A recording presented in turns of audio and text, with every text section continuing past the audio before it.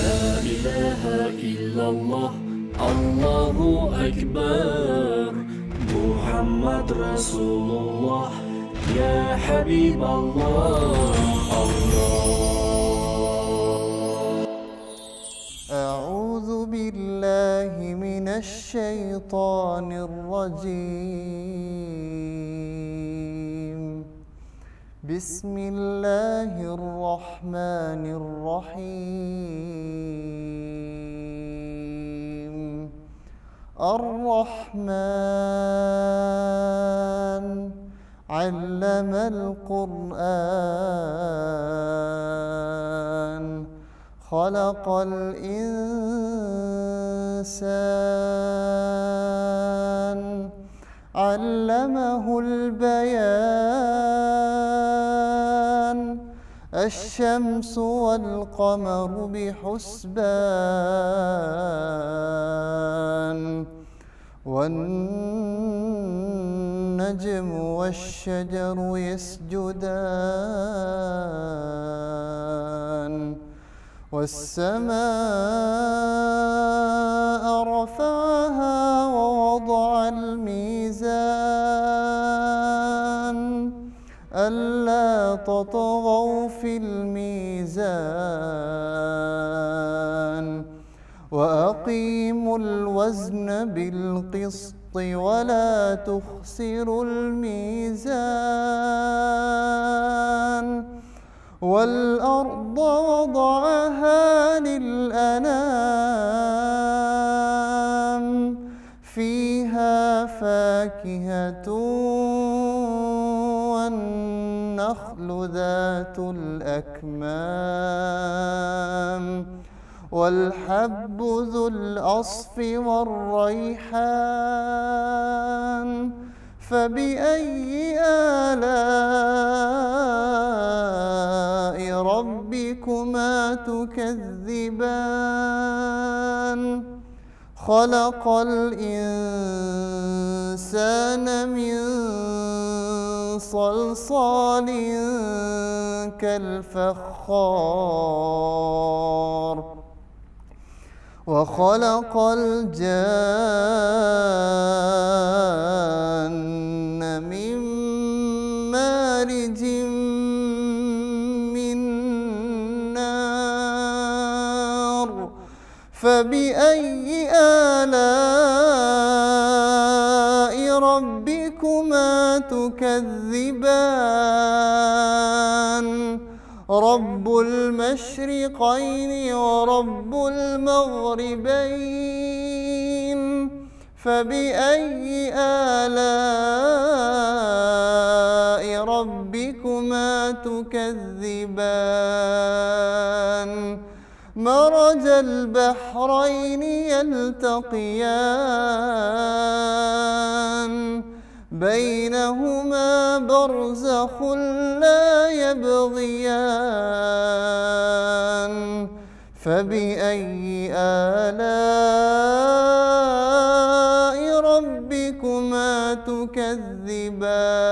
تكذبان يخرج منهما اللؤلؤ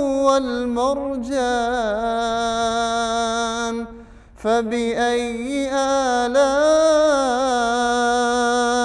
ربكما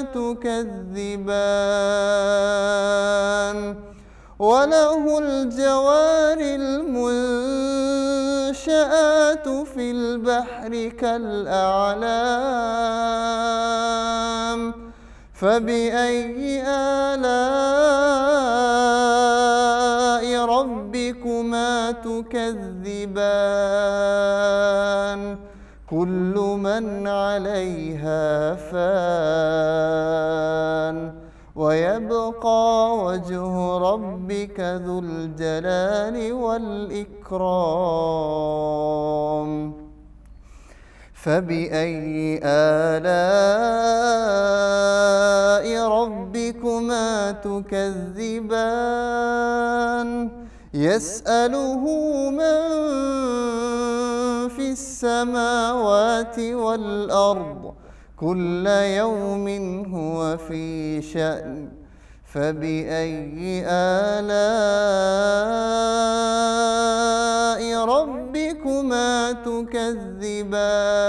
تكذبان سنفرغ لكم أيها الثقلان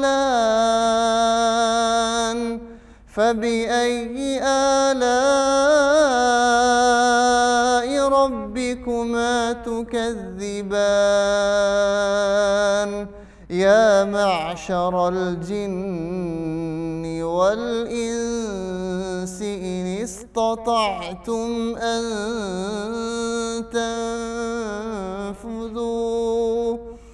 إن استطعتم أن تنفذوا من أقطار السماوات والأرض فانفذوا لا تنفذون إلا بسلطان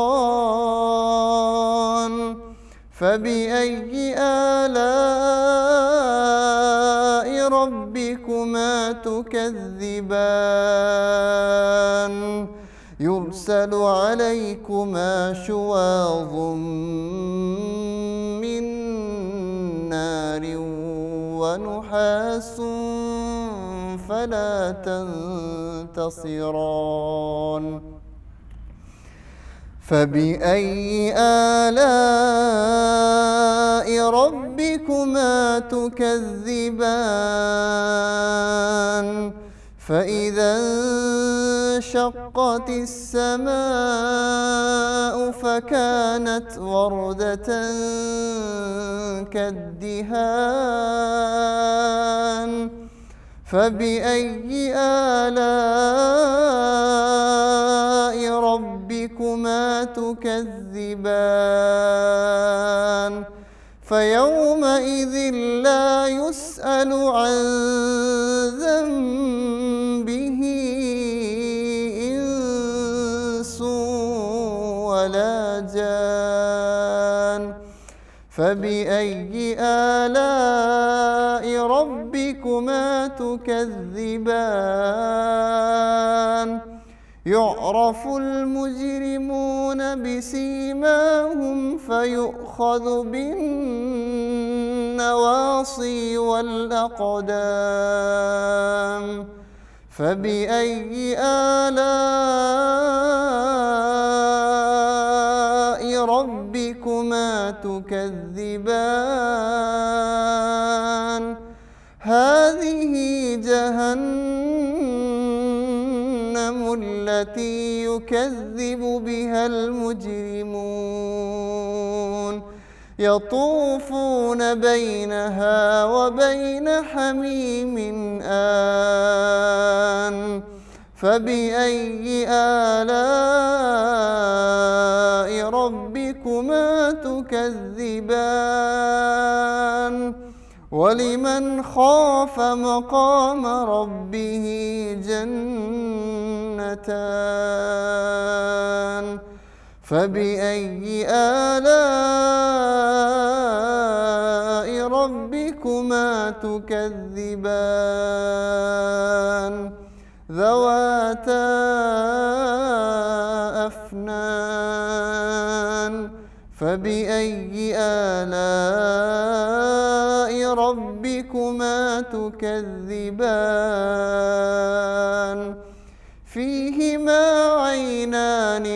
فيهما عينان تجريان فبأي آلاء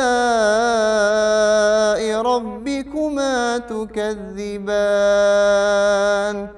فيهما من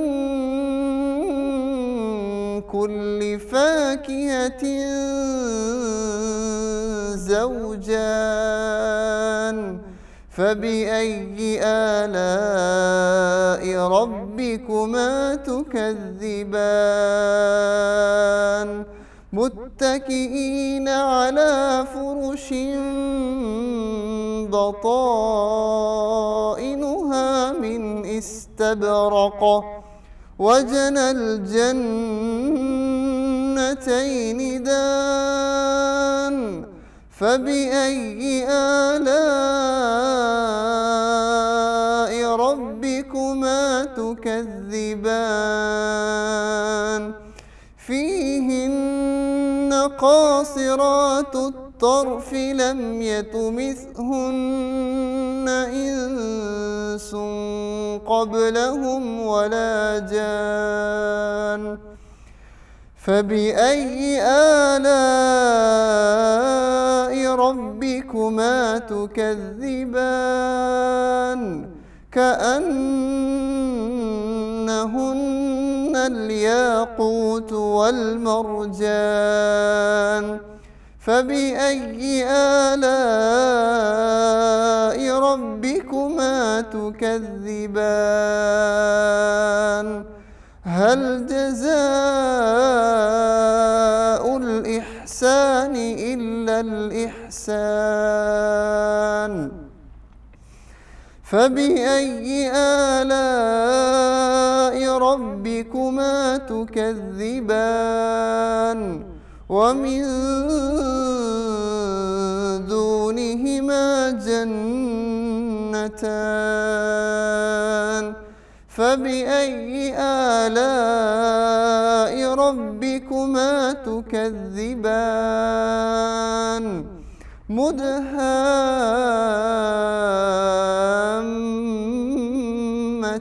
مدهامتان فبأي آلاء ربكما تكذبان فيهما عينان نضاختان فبأي آلاء ربكما تكذبان فيهما فاكهة ونخل ورمان فبأي آلاء ربكما تكذبان فيهن خيرات حسان فبأي آلاء ربكما تكذبان حور مقصورات في الخيام فبأي آلاء ربكما تكذبان لم يطمثهن إنس قبلهم ولا جان فبأي آلاء ربكما تكذبان متكئين على رفرف خضر وأبقري حسان فبأي آلاء ربكما تكذبان تبارك اسم ربك ذي الجلال والإكرام صدق الله العظيم. لا إله إلا الله الله أكبر محمد رسول الله يا حبيب الله أعوذ بالله من الشيطان الرجيم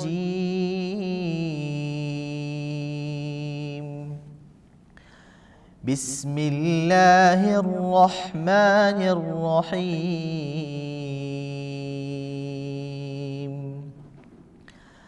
تبارك الذي نزل الفرقان على عبده ليكون للعالمين نذيرا الذي له ملك السماوات والأرض ولم يتخذ ولدا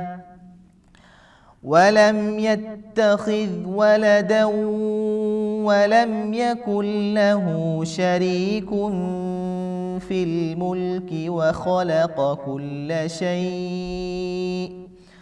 وخلق كل شيء فقدره تقديرا واتخذوا من دونه آلهة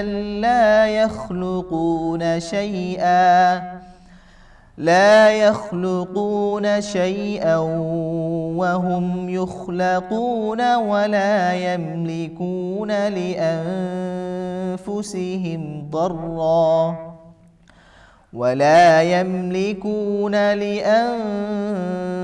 لأنفسهم ضرا ولا نفعا ولا يملكون موتا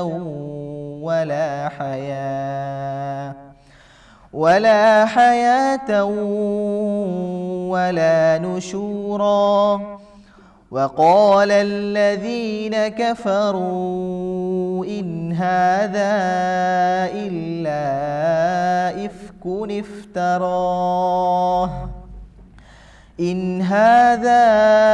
إلا إفك افتراه وأعانه عليه قوم آخرون فقد جاءوا ظلما وزورا وقالوا أساطير الأولين اكتتبها فهي تملى عليه بكرة وأصيلا قل أنزله الذي يعلم السر في السماوات والأرض إنه كان غفورا رحيما وقالوا ما لهذا الرسول يأكل الطعام ويمشي في الأسواق لولا أنزل إليه ملك فيكون معه نذيرا أو يلقى إليه كنز أو تكون له جنة يأكل منها وقال الظالمون إن تتبعون إلا رجلا مسحورا انظر كيف ضربوا لك الأمثال فضلوا فلا يستطيعون سبيلا تبارك الذي إن شاء جعل لك خيرا من ذلك جنات تجري من تحتها الأنهار ويجعل لك قصورا بل كذبوا بالساعة وأعتدنا لمن كذب بالساعة سعيرا إذا رأتهم من مكان بعيد سمعوا لها تغيظا وزفيرا وإذا ألقوا منها مكانا ضيقا مقرنين دعوا هنالك ثبورا لا تدعوا اليوم ثبورا واحدا وادعوا ثبورا كثيرا قل أذلك خير أم جنة الخلد التي وعد المتقون كانت لهم جزاء ومصيرا لهم فيها ما يشاءون خالدين كان على ربك وعدا مسؤولا ويوم يحشرهم وما يعبدون من دون الله فيقول أأنتم أضللتم عبادي هؤلاء أم هم ضلوا السبيل قالوا سبحانك ما كان ينبغي لنا أن نتخذ من دونك من أولياء ولكن متعتهم وآباءهم حتى نسوا الذكر وكانوا قوما بورا فقد كذبوكم بما تقولون فما تستطيعون صرفا ولا نصرا ومن يظلم منكم نذقه عذابا كبيرا وما أرسلنا قبلك من المرسلين إلا إنهم ليأكلون الطعام ويمشون في الأسواق وجعلنا بعضكم لبعض فتنة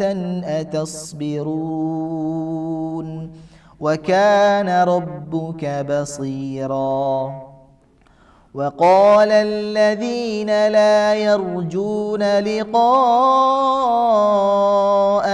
لولا أنزل علينا الملائكة أو نرى ربنا لقد استكبروا في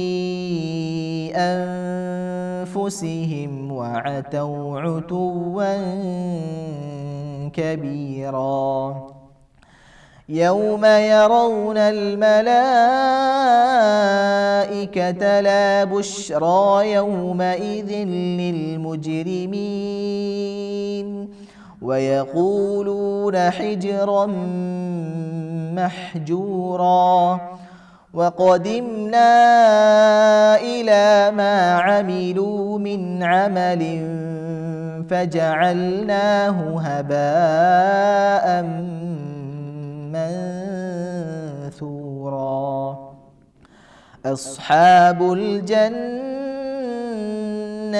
يومئذ خير مستقرا وأحسن مقيلا ويوم تشقق السماء بالغمام ونزل الملائكة تنزيلا الملك يومئذ الحق للرحمن وكان يوما على الكافرين عسيرا صدق الله العظيم لا إله إلا الله الله أكبر محمد رسول الله يا حبيب الله السلام عليكم ورحمة الله وبركاته بسم الله الرحمن الرحيم الحمد لله رب العالمين والصلاة والسلام على سيدنا محمد وعلى آله وأصحابه أجمعين أما بعد கண்ணியத்துக்கும் மதிப்பிற்கும் உரிய இஸ்லாமிய சகோதர சகோதரிகளே, உங்கள் அனைவருக்கும் அல்லாஹு தாலாவுடைய சாந்தியும் சமாதானமும் உண்டாகட்டும். அஸ்ஸலாமு அலைக்கும் வரஹ்மத்துல்லாஹி வபரகாத்துஹு. இந்த அருமையான நேரத்திலே அல் குர்ஆனிலே சொல்லப்பட்ட மிக முக்கியமான ஒரு விடயம் தொடர்பாக உங்களோடு சில விஷயங்களை பகிர்ந்து கொள்வது பொருத்தமாக இருக்கும் என்று நான் கருதுகின்றேன். அதாவது, ஒரு மனிதனை இஸ்லாமிய கண்ணோட்டத்தில் மதிப்பீடு செய்வது எப்படி? ஒரு மனிதன் மதிப்புக்குரியவனாக, கண்ணியத்துக்குரியவனாக, மரியாதைக்குரியவனாக மாறுவதற்கு இஸ்லாத்தில் என்ன அளவீடுகள் இருக்கின்றன? நாங்கள் வேல்யூஸ் என்று சொல்வோம், மதிப்பீடுகள், அளவீடுகள், துலாக்கோல் என்று சொல்வோம். இன்று உலகத்தை நாங்கள் எடுத்து பார்த்தால் பொதுவாக யாரிடத்திலே பணம் இருக்கிறதோ, அதிகாரம் இருக்கிறதோ, அல்லது அறிவுத்துறையிலே கொடிகட்டி பறக்கிறார்களோ, இப்படிப்பட்ட இந்த வெளிரங்கங்களை வைத்துத்தான் பெரும்பாலும் மனிதர்களுக்குரிய பெருமானத்தை அல்லது அவர்களுடைய அந்த மதிப்பை அவர்கள் தீர்மானிக்கிறார்கள். இன்று உலகத்திலே விளையாட்டு வீரர்களுக்கு மிகப்பெரிய மதிப்பு இருக்கிறது, நடிகர்களுக்கும் நடிகைகளுக்கும் பெரிய மதிப்பு இருக்கிறது, அரசியல்வாதிகளுக்கு பெரிய மதிப்பு இருக்கிறது. இப்படி பார்க்கின்ற பொழுது இது இந்த உலக கண்ணோட்டத்திலே மனிதர்கள் மதிக்கப்படுவதற்கான சில அளவீடுகள். எனவே அப்படி யாரிடத்திலே பணம் இருக்கிறதோ, அதிகாரம் இருக்கிறதோ, இப்படியெல்லாம் உலகத்தில் இப்படியான சில லோகாயுத ரீதியான சில சாதனைகளை யார் யார் அதாவது ஈட்டுகின்றார்களோ அவர்களுக்குத்தான் பெருமை, மதிப்பு, கண்ணியம் என்பன இருப்பதை நாங்கள் பார்க்கின்றோம். ஒரு மனிதனிடத்திலே பணம் இருக்க வேண்டும், அதிகாரம் இருக்க வேண்டும். இயல்பிலே ஒருவன் ஒரு நல்ல வாட்ட சாட்டமானவனாக இருக்க முடியும், அவன் விளையாட்டு வீரனாக இருப்பதில் எந்த தவறும் கிடையாது. ஆனால் இவர்கள் இவற்றை பெற்றிருக்கிறார்கள் என்ற ஒரே காரணத்திற்காக வேண்டி மதிக்கப்பட வேண்டும் என்றுதான் இன்று உலகத்தில் உள்ள சடவாத சிந்தனை உள்ளவர்கள் சொல்வார்கள், லோகாயுத அடிப்படையில் சிந்திப்பவர்கள் சொல்லுவார்கள். ஆனால் இஸ்லாமிய கண்ணோட்டத்திலே இதற்கும் அப்பால் நாங்கள் சிந்திக்க வேண்டும். அல்லாஹு தாலா ஒரு மனிதன் கௌரவத்துக்குரியவன், கண்ணியத்துக்குரியவன் என்பதை எதனை வைத்து அளவீடு செய்கின்றான்? அவனுடைய தக்வாவை வைத்து. இன்ன அக்ரமக்கும் இந்தல்லாஹி அத்காக்கும், நிச்சயமாக உங்களுக்கு மத்தியிலே மிகவுமே கண்ணியத்துக்குரியவர்கள், மதிப்பிற்குரியவர்கள், அதிகமாக இறை அச்சம் உள்ளவர்கள், இறைவன் பற்றிய அந்த பிரக்ஞை யாருடைய உள்ளத்திலே இருக்கிறதோ அவர்கள்தான் மதிப்புக்குரியவர்கள், கண்ணியத்துக்குரியவர்கள், அதிகமாக மரியாதைக்குரியவர்கள் என்று குர்ஆனிலே சொல்றேன். இன்ன அக்ரமக்கும், அரபிலே இஸ்மு தஃதீல் என்று சொல்வார்கள். அதாவது மிகவுமே மரியாதைக்குரியவர்கள் யார் என்றால் மிகவுமே அதிகமாக தக்வா உள்ளவர்கள். எந்த அளவு தூரம் ஒரு மனிதனிடத்திலே தக்வா இருக்கிறதோ அந்த அளவு தூரம் அல்லாஹ்வுடைய பார்வையில் அவன் மதிப்புக்குரியவன், மரியாதைக்குரியவன், சிரேஷ்டமானவன். இந்த உண்மையை நாங்கள் விளங்கிக் கொள்ள வேண்டும். அல்லாஹு தாலாவுடைய தராசு இதுதான். ஒரு மனிதன் அவன் எந்த நாட்டை சேர்ந்தவனாக இருக்கலாம், அவன் எந்த நிறத்தை கொண்டவனாக இருக்கலாம், அவன் எந்த மொழியை பேசலாம், அவன் பணக்காரனாக இருக்கலாம், ஏழையாக இருக்கலாம், ஆணாக இருக்கலாம், பெண்ணாக இருக்கலாம், யாராக இருந்தாலும் அவர் மதிப்புக்குரியவராக மாறுவது அவருடைய தக்வா வைத்து மாத்திருந்தார். எனவே அந்த துலாக்கோல், அந்த அளவுகோல், அந்த மதிப்பீடு அல்லாஹ்விடமிருந்து வருகிறது. மிகச் சரியான மதிப்பீடு அதுதான். அதனை நாங்கள் கவனத்திலே கொள்ள வேண்டும். அடுத்ததாக ரசூலுல்லாஹி ஸல்லல்லாஹு அலைஹி வஸல்லம் அவர்கள் சொன்னார்கள், அக்மலுல் முஃமினீன ஈமானன் அஹ்ஸனுஹும் குலுகா, நிச்சயமாக முஃமின்களுக்கு மத்தியிலே மிகவும் அழகான பண்பாடுகளை கொண்டவனாக யார் இருக்கிறாரோ அவர்தான் முஃமின்களுக்கு மத்தியிலே ஈமானிலே மிகவுமே நிரப்பமானவர் என்று சொன்னார்கள். பண்பாடுகளிலே அழகாக இருப்பவன் தான் ஈமானிலே நிரப்பமானவன், மிகவும் பூர்த்தியானவன் என்று சொன்னார்கள். எனவே ஈமான் பூர்த்தியாக வேண்டுமாக இருந்தால் நல்ல குணநலன்கள், பண்பாடுகள், ஒழுக்கங்கள் ஒரு மனிதனிடத்திலே இருக்க வேண்டும். நாங்கள் முதலாவது பார்த்தோம், அதிகமாக தக்வா உள்ளவர் அல்லாஹ்விடத்திலே அதிக மதிப்புக்குரியவர் என்று. அதாவது பாவங்களை அவர் வெறுப்பார், நன்மைகளை மிகவும் அக்கறையோடு செய்வார். அதுதான் தக்வா என்பது. இங்கும் கூட இந்த தக்வாவினுடைய மிக முக்கியமான ஒரு வெளிப்பாட்டை பற்றித்தான் ரசூலுல்லாஹி ஸல்லல்லாஹு அலைஹி வஸல்லம் அவர்கள் சொன்னார்கள்.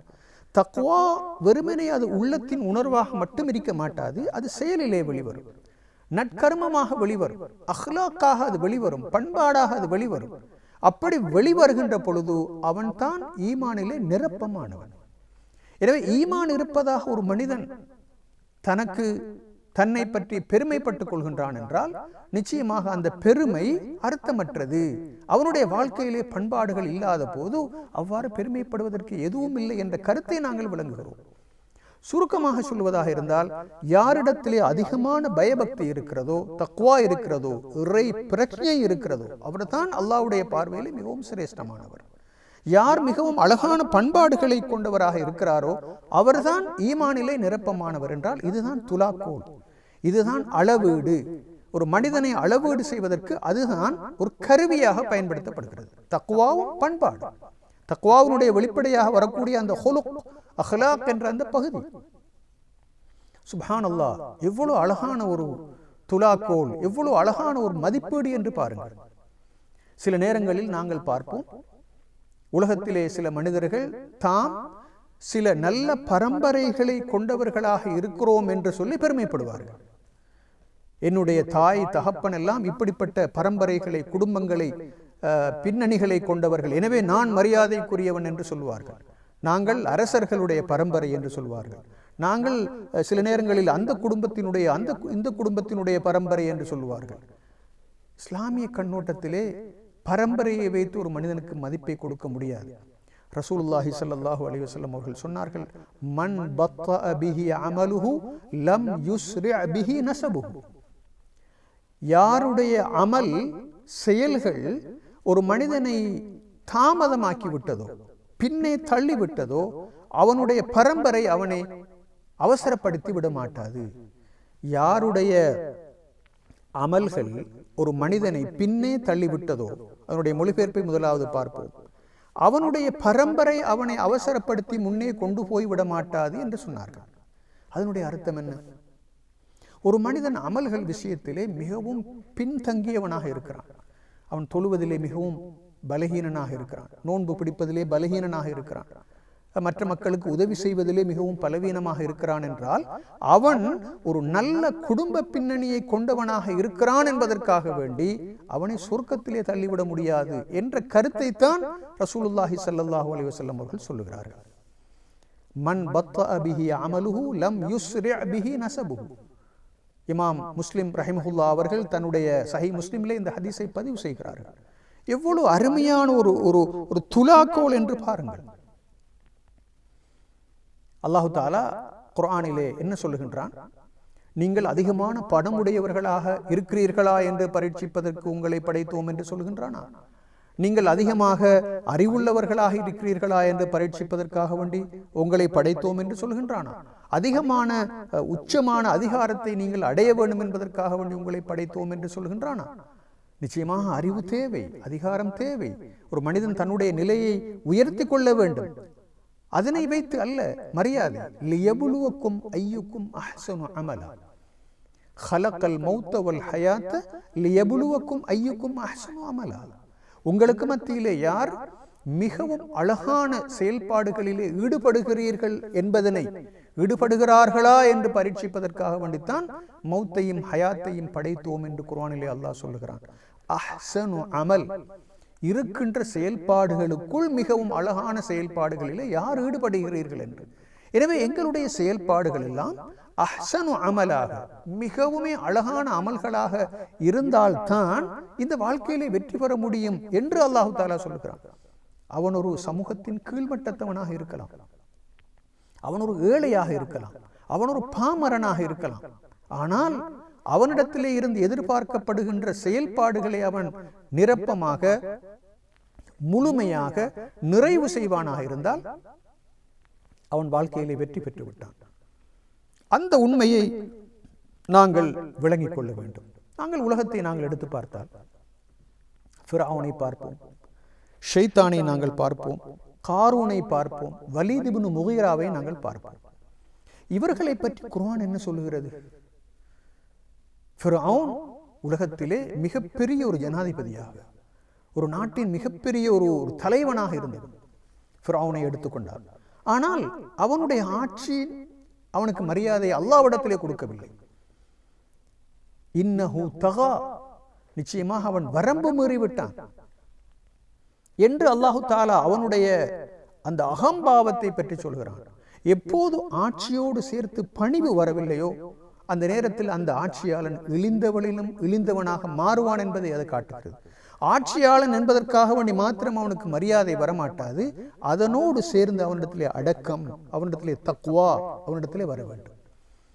இத்ஹப் இலா ஃபிர்அவுன இன்னஹு தகா, மூசா அலைஹிஸ்ஸலாம் அவர்களுக்கு சொல்லுகிறான் அல்லாஹ் தஆலா, நீங்கள் ஃபிர்அவுனிடத்திலே செல்லுங்கள், அவன் துகியான் எனப்படுகின்ற வரம்பு மீறுகின்றவனாக இருக்கிறான் என்று.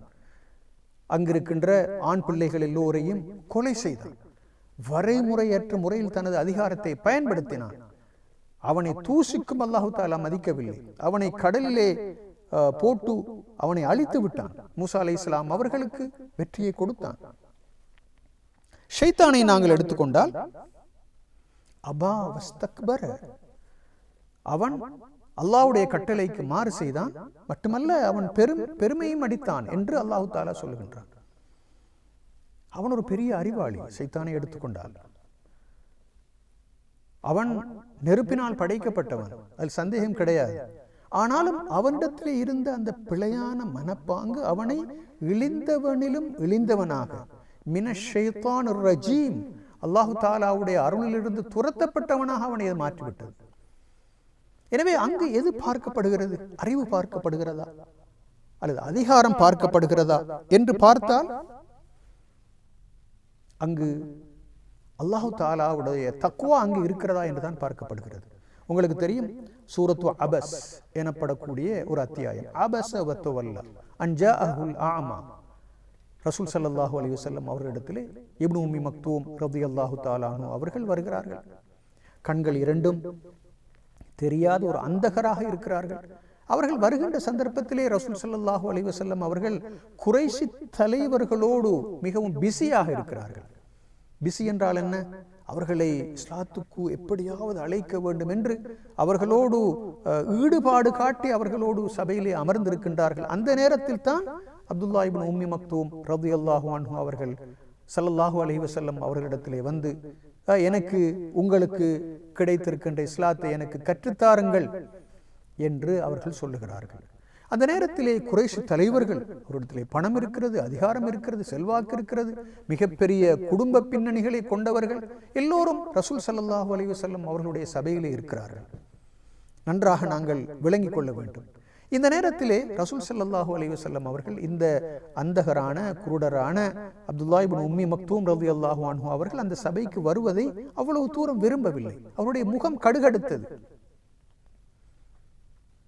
அந்த நேரத்திலே அல்லாஹு தஆலா தனது நபியினுடைய இந்த மனப்பாங்கை, செயலை சற்று வித்தியாசமாக அங்கு அணுகுகிறான், பார்க்கின்றான். நீங்கள் நபியை அப்படி நீங்கள் செய்திருக்க கூடாது அல்லவா? உங்களுடைய முகத்தை நீங்கள் கடுகடுத்தீர்களே, நீங்கள் இவரை விட்டும் புறக்கணித்துக் கொண்டீர்களே. அன்ஜாஅஹுல் அஅமா, அவர் தூய்மை பெற வேண்டும் என்ற நோக்கத்தோடு வந்திருக்கிறார். ஆனால் யார் அல்லாஹு தஆலாவுடைய தீன் தனக்கு தேவையில்லை என்று நினைக்கின்றானோ, அப்படிப்பட்டவனுடைய விடயமாக நீங்கள் ஈடுபாடு காட்டிக் கொண்டிருக்கிறீர்களே என்று அல்லாஹு தஆலா சொல்கிறான். இங்கு குருடரான சமூக அந்தஸ்தில்லாத ஒருவர் முக்கியமானவரா? ஆனால் சமூக அந்தஸ்தும் பணமும் அதிகாரமும் கொண்ட இந்த குறைஷி தலைவர்கள் முக்கியமானவர்களா என்றால், அல்லாஹ்வுடைய தராசிலே உலக அந்தஸ்தற்ற, சில நேரங்களில் உடல் ரீதியான சில குறைபாடுகளை கொண்ட ஒருவர் இருப்பார். அவருடைய ஈமானுடைய ஜோதி அங்கு பெருமதிக்குரியதாக மாறுகிறது.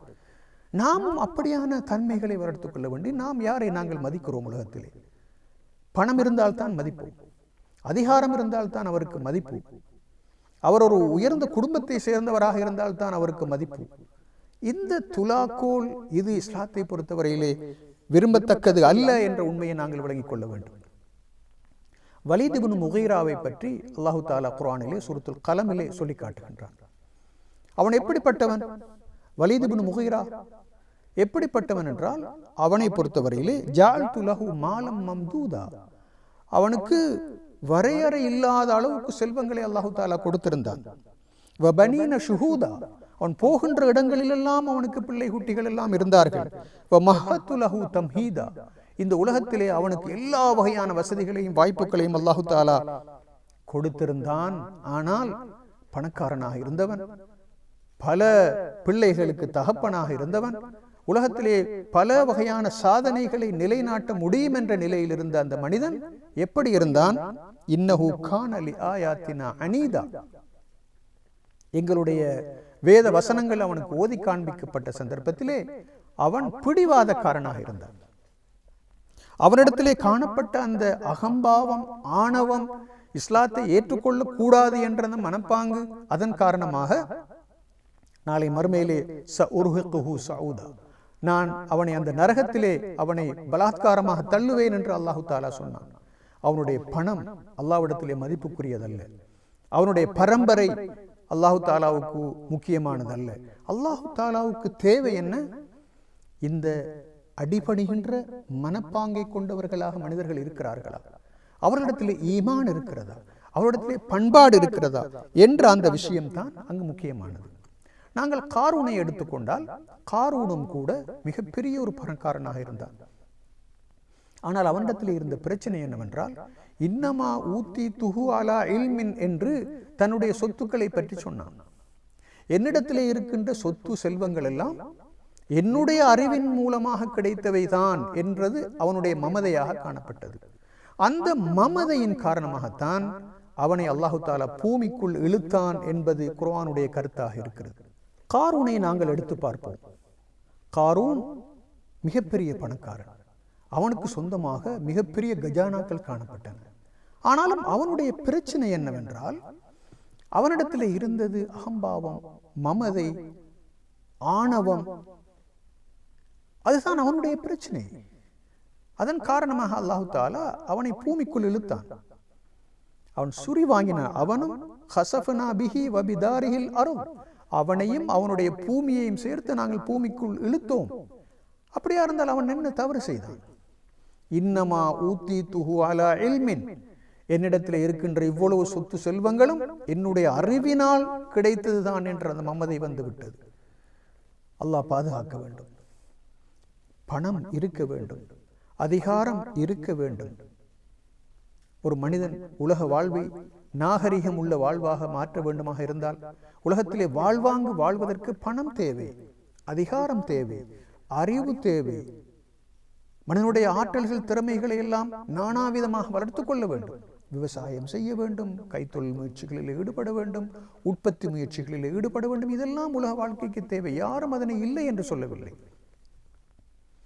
ஆனால் மமதை வந்து விடக்கூடாது. காரூனை பார்த்து அல்லாஹு தாலா சொன்னான், லா தன்ஸ நஸீபக மினத் துன்யா, உலகத்திலே உனக்குள்ள பங்கை நீ மறந்து விட வேண்டாம். அஹ்சின் கமா அஹ்ஸன அல்லாஹு இலைக், உனக்கு எப்படி அல்லாஹு தாலா அருள் பாலித்தானோ, உனக்கு எப்படி உதவி செய்தானோ அதே போன்று மக்களுக்கும் நீ உதவி செய்வாயாக என்று சொன்னான். எனவே பணத்தோடு சேர்ந்து கொடுக்கின்ற மனப்பான்மையும் வர வேண்டும், ஈகை உணர்வு வர வேண்டும், பாதிக்கப்பட்ட மக்கள் மீது இரக்கம், பாசம், அவர்களை அரவணைக்க வேண்டும் என்ற அந்த உணர்வு வர வேண்டும். இல்லாவிட்டால் அந்த பணத்தினால் எந்த பிரயோசனமும் கிடையாது. அதிகாரத்தோடு சேர்ந்து சேவை மனப்பாங்கு வர வேண்டும். அதனால்தான் நாங்கள் மிக குறிப்பாக துல்கர்னைன் அவர்களுடைய வரலாற்றை குர்ஆனிலே பார்க்கின்றோம். மூசா அலைஹிஸ்ஸலாம் அவருடைய வரலாற்றை பார்க்கின்றோம். யூசுப் அலைஹிஸ்ஸலாம், தாவூத் அலைஹிஸ்ஸலாம், சுலைமான் அலைஹிஸ்ஸலாம், இவர்களுடைய வரலாற்றை நீங்கள் எடுத்து பார்த்தால் இவர்கள் அதிகாரம் பெற்றவர்களாக உலகத்தில் இருந்தார்கள். குறிப்பாக சுலைமான் அலைஹிஸ்ஸலாம், எனக்கு யாருக்குமே கொடுக்காத ஆட்சி ரப்பே எனக்கு தா என்று அவர்கள் சொன்னார்கள்.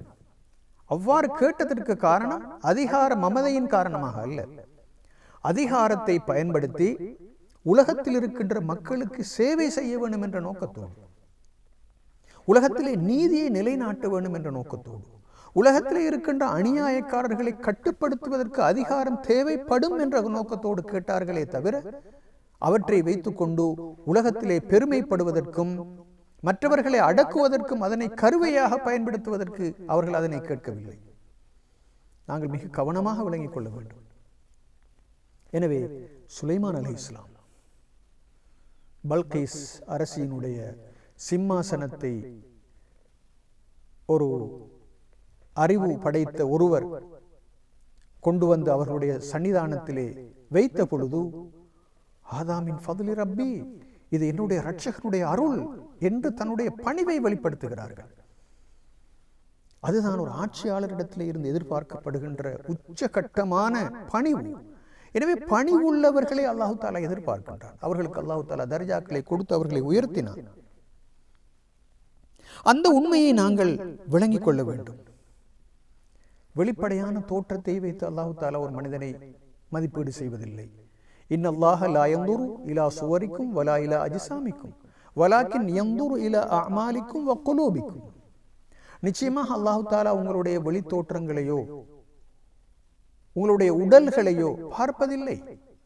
நிச்சயமாக அவன் உங்களுடைய செயல்பாடுகளையும் உள்ளங்களையுமே நோட்டமிடுகின்றான். அல்லாஹ்வுக்கு முக்கியம் வெளிப்பகட்டு அல்ல, வெளி தோற்றம் அல்ல. அவன் யதார்த்தத்தை பார்க்கின்றான்.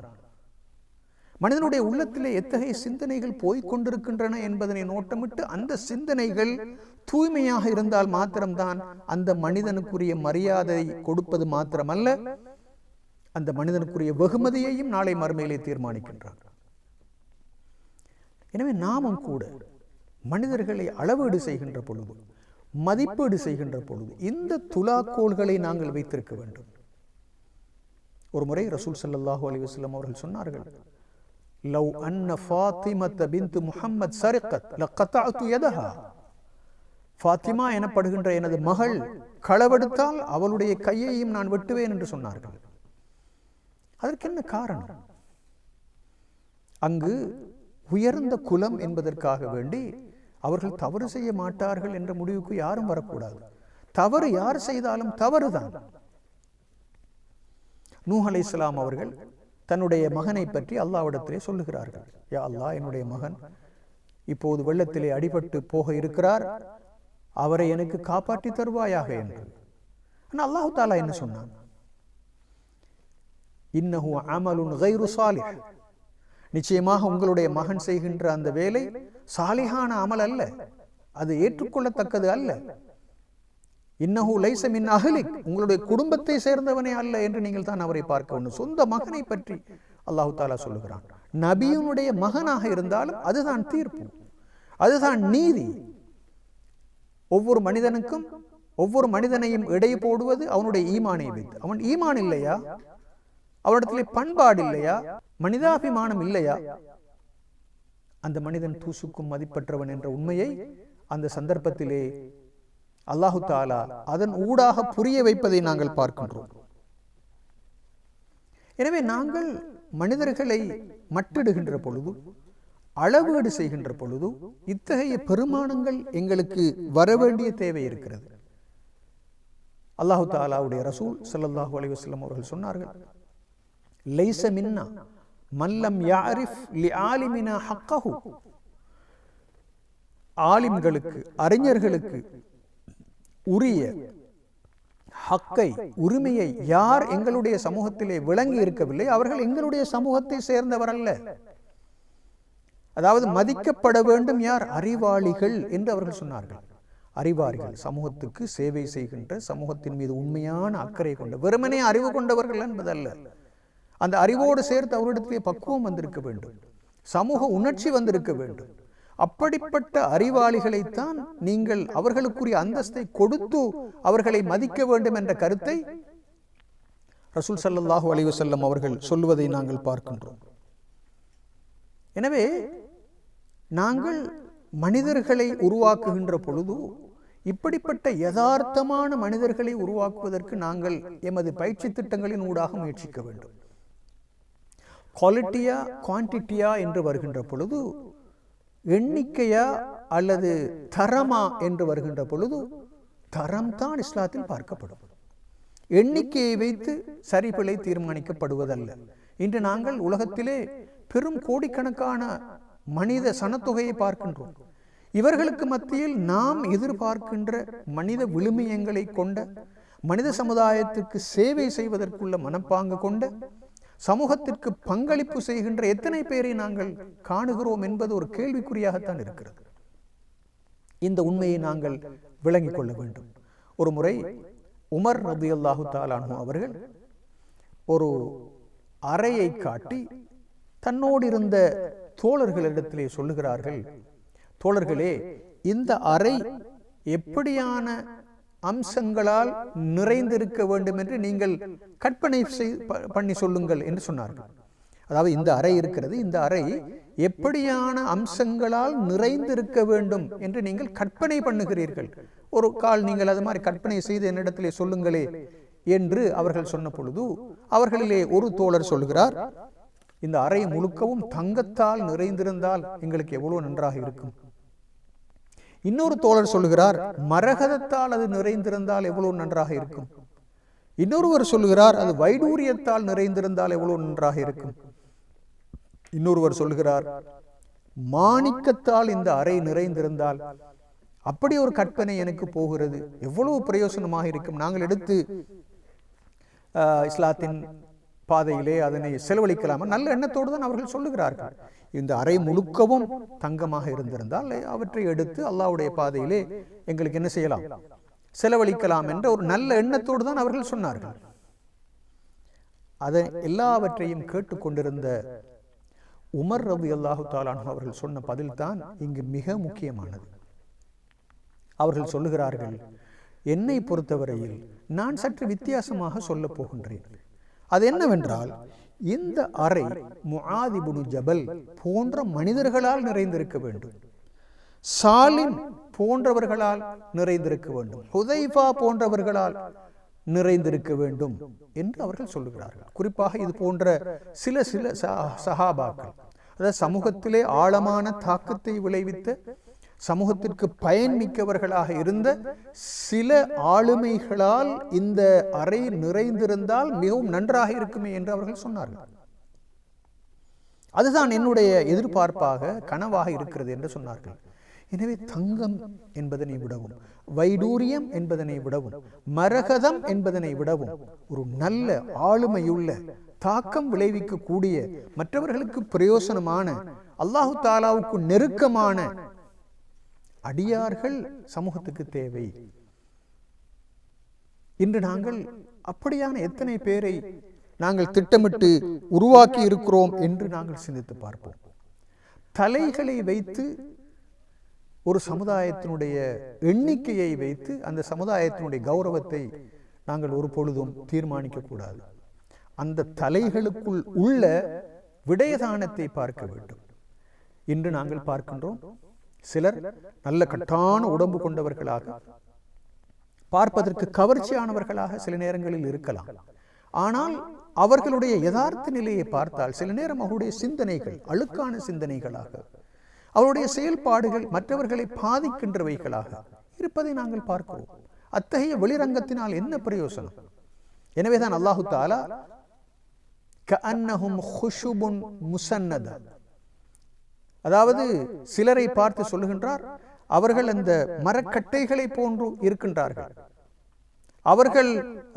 அவர்களுடைய பேச்சு சத்தமானதாக காணப்படுகிறது என்று சிலரை பார்த்து வெளிரங்கம் அழகாக இருக்கிறது, மிகவும் கவர்ச்சியாக இருக்கிறது என்பதற்காக வேண்டி அந்த மனிதன் சிறந்தவனாக மாட்டான்.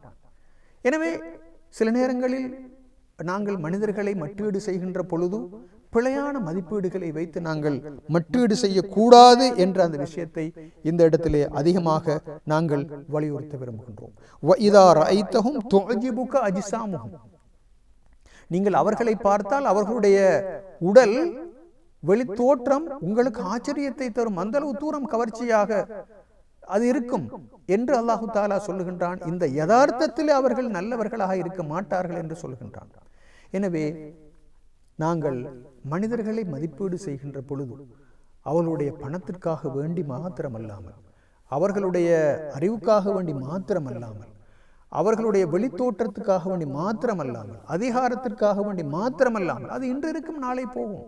ஆனால் யதார்த்தம் என்னவென்றால், ஒரு மனிதன் எந்த அளவு தூரம் தக்குவா உள்ளவனாக இருக்கிறான், எவ்வளவு தூரம் பண்பாடு உள்ளவனாக இருக்கிறான், எவ்வளவு தூரம் மற்றவர்களுக்கு பிரயோசனம் உள்ளவனாக இருக்கிறான் என்பதுதான் அங்கு மிக முக்கியமாக இஸ்லாத்தில் பார்க்கப்படுகிறது. எனவேதான் இன்ன அக்கிரமக்கும் இந்தல்லாஹி அத்துக்காக்கும், உங்களுக்கு மத்தியிலே மிகவும் கண்ணியத்துக்குரியவர்கள், அதிகமாக தக்வா உள்ளவர்கள் என்ற அந்த குர்ஆன் வசனத்தை மீண்டும் நாங்கள் இந்த இடத்திலே ஞாபகப்படுத்துகின்றோம். ரசூல் ஸல்லல்லாஹு அலைஹி வஸல்லம் அவர்கள் சொன்னார்கள், அக்மலுல் முஃமினீன அஹ்ஸனுஹும் குலுகா, மூமின்களிலே மிகவும் நிரப்பமானவர், அழகான பண்பாடுகளை கொண்டவர் என்று சொல்லியிருக்கின்றான். எனவே குடும்பத்தை அடிப்படையாக கொண்டு, ஆட்சியை அடிப்படையாக கொண்டு, பணத்தை அடிப்படையாக கொண்டு என்ற இந்த உலோகாயுத ரீதியான மதிப்பீடுகளை நாங்கள் விட்டுவிட்டு இஸ்லாம் சொன்ன மதிப்பீடுகளின் அடிப்படையில் மனிதர்களை அளவீடு செய்வதற்கு முயற்சிக்க வேண்டும். இந்த காலம் அத்தகைய பயிற்சி எங்களுக்கு தரட்டும் என்று வல்லவன் அல்லாஹு தாலாவை பிரார்த்தித்து விடைபெறுகின்றோம். வ ஆகிரு தஅவானா அனில் ஹம்துலில்லாஹி ரப்பில் ஆலமீன். வஸ்ஸலாமு அலைக்கும் வரஹ்மத்துல்லாஹி வபரகாத்துஹு. لا إله إلا الله الله أكبر محمد رسول الله يا حبيب الله